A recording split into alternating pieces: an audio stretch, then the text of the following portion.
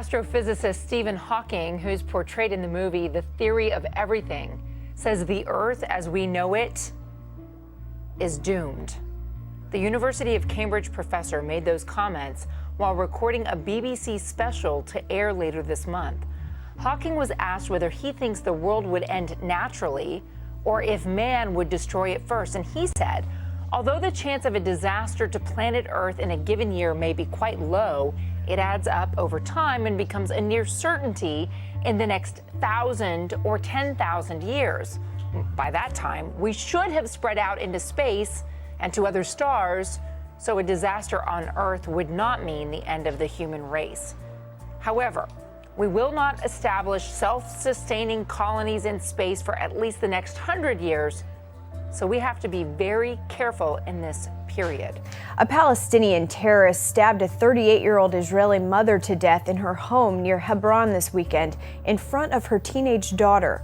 In a separate incident today, a Palestinian stabbed a pregnant Israeli woman in the Judean community of Tikeo. Over the last 4 months, Palestinian terrorists have killed 29 Israelis and wounded nearly 300 more. As Chris Mitchell reports, an anxious public is wondering what's behind these attacks. Throughout this wave of terror, security camera footage has documented the way Palestinians have attacked Israelis. Since September, they've carried out more than 100 stabbings, nearly 40 shootings, and more than 20 car ramming attacks. One way to protect people from the cars is these concrete-filled posts placed around bus stops like this one. Many wonder what's behind these indiscriminate attacks. One Israeli expert believes she knows what's behind the madness. Anat Berko is a criminologist, a lieutenant colonel in the reserves, and a member of Israel's Knesset. She spent years interviewing Palestinians, many of them women, who carried out terror attacks.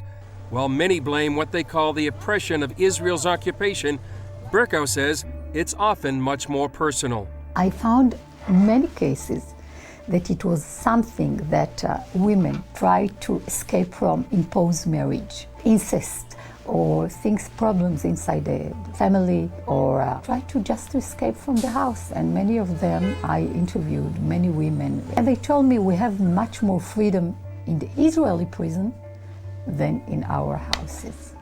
Berko says the Islamic promise of paradise often drives these attacks. It's to go to a place that is much better, Jannah. Jannah, which means paradise. It's like for the males, they'll have the 72 virgins. For the girls, she cannot say, as they told me, I cannot say, I want to have sex. So they are speaking about to be one of the virgins, and if she was married, she'll meet her husband. If he was an abusive husband, he will go to Jahannam, to hell, and she'll go to paradise. Berko sees a common thread in the terror attacks in Israel and the recent ones in San Bernardino, Paris, and Philadelphia. But there is a problem right now that the West face, and they don't want to admit it, that there is something in this collective. I call it in my book, Shahada Mania. Shahada, it's the obsessive to carry out istishhad, self-sacrifice. And mania, you know what is mania? Berko says in this battle, Israel and the West are on the same side. The UN report shows that an estimated 3,500 people are currently being held as slaves by the Daesh terrorist group in Iraq. Based on the report, the captives are mostly women and children from the Izadi minority. They're also members of other ethnic and religious communities. The report warns that the terrorist group is committing war crimes, crimes against humanity, and possibly genocide in territories under its control. It also reveals that ISIL killed nearly 19,000 civilians from January 2014 until the end of October 2015. Just 3 days before the annual March for Life in the nation's capital, a new survey taken by the Marist Poll and Knights of Columbus reveals some surprising attitudes on abortion. It shows 81% of Americans and 82% of the women would restrict abortion to the first 3 months of pregnancy. And 66% of those who call themselves pro-choice support that restriction as well. And I think that that's an interesting thing to look at in terms of resetting the national debate in a way that actually deals with where people are rather than labels that don't tell the story. 56% of the women say abortion does a woman more harm than good. Even 33% of pro-choicers agree. 60% of Americans say abortion is morally wrong.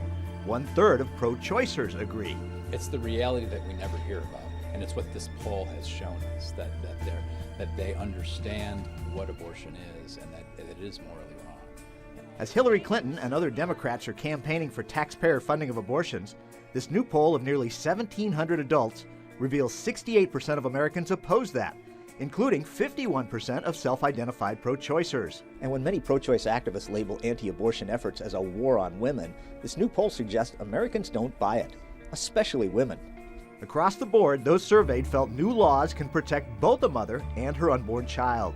That includes 79% of the women and 71% of pro-choicers. The polling does show that this war on women rhetoric is a mere fiction. And there is interest in having a number of limits when it comes to abortion. And both people who are pro-life or consider themselves or describe themselves as pro-choice agree on that issue. One of the reasons for the annual March for Life is to push for such laws to protect women and the unborn. So pro-life activists hope as many Americans as can manage show up for this Friday's march. It does get the attention of our elected officials, even of the members of the Supreme Court. They see the crowds. They know that we're there, and they are being told in a very peaceful, loving way, we're not going away, and we're going to insist on the changes that need to be made to protect the unborn. To come together in unity, it really encourages us so that when we go home to our highways and byways, we can continue to work all year long because we've gotten our batteries recharged. When we have the conviction inside of us that the unborn have to be protected, by expressing that conviction outwardly, by marching, by praying out loud, by being with large groups of people, it strengthens that conviction in us. A pre-march rally starts at noon this Friday on the National Mall, with the march itself scheduled for 1 p.m. The latest UN report details ISIL killings and gruesome public spectacles. People shot, beheaded, bulldozed, burned alive and thrown off buildings, and thousands held as slaves. The victims include government and public officials, doctors and lawyers, journalists and tribal and religious leaders, even women and children, anyone opposed to their ideology. The kinds of violations that we have documented committed by ISIL could amount to war crimes, crimes against humanity, and possibly genocide.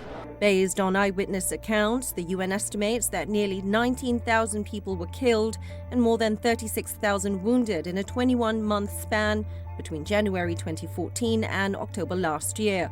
About 1 in 5 casualties occurred in just 5 months in 2015, between May and October. But the UN says the numbers are conservative estimates because of the difficulty in tracking violations.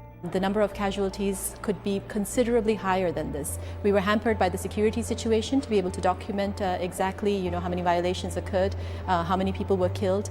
And also this only captures the people who were killed as a direct result of violence, as a result of suicide bombings, of murders and executions by ISIL, but it does not include those people who have died as a result of malnutrition, as a result of lack of access to medical care, and as a result of lack of access to the basic facilities that they need. ISIL's brand of violence has been relentless despite steady losses to pro-government forces, said the UN envoy to Iraq, Jan Kubis, and even as a US-led coalition continues airstrikes against ISIL's strongholds in places like Mosul, Iraq's second-largest city. The violence has driven more than 3 million people from their homes, and UN officials are putting pressure on the Security Council for more leadership, on the government to hold accountable those responsible, and on the international community to support Iraq's efforts in driving ISIL out. Residents of Flint, Michigan went to the state capitol in Lansing today to protest tonight's State of the State address by Governor Rick Snyder. They blame him for not cleaning up the lead that has poisoned the water in Flint, a city of 100,000, predominantly African American. What do we want? Clean water! What do we want? Governor Snyder's address will have to compete with this.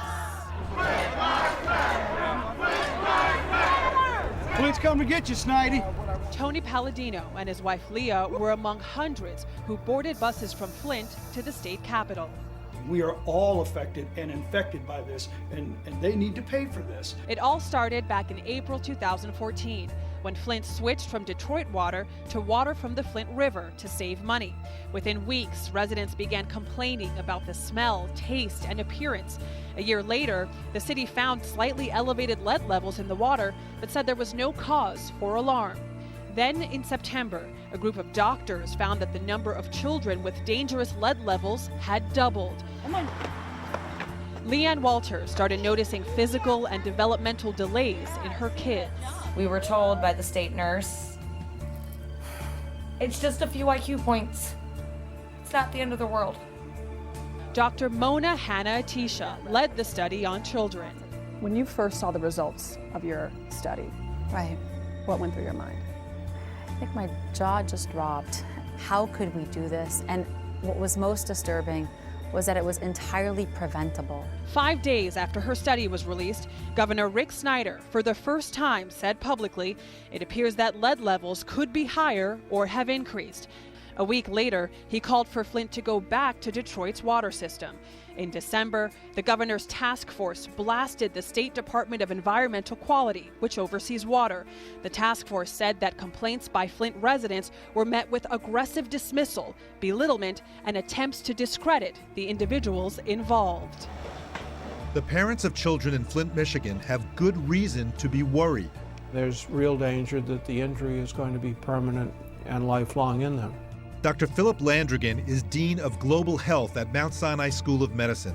He's been studying the effects of lead since the 70s. The problem here is that no level of lead is safe. Even low levels of lead, especially if exposure to low levels continues over many months, is going to cause some degree of brain damage to at least some of the children who are exposed. And that's a big deal. Exposed children are at risk for a number of problems, including lower IQ scores, developmental delays, and behavioral issues such as attention deficit hyperactivity disorder. Even after lead exposure stops, the effects can last for years or even be permanent. In Flint, Michigan, a major challenge will be identifying which children are at risk, then tracking them for many years for evidence of injury. These children are going to be injured for life. They're going to need remedial education. They're going to need educational enrichment programs. There are kids who may be prevented from functioning at their full level. International medical charity group Doctors Without Borders, or MSF, says that Yemenis are afraid of going to hospitals because Saudi warplanes constantly target medical facilities. It says Saudi warplanes have bombed over 100 medical facilities so far.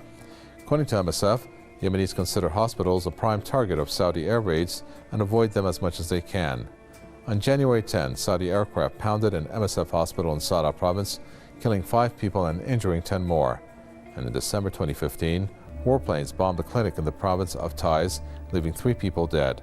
Nearly 7,500 Yemenis, most of them civilians, have been killed in the military offensive that began in March of last year.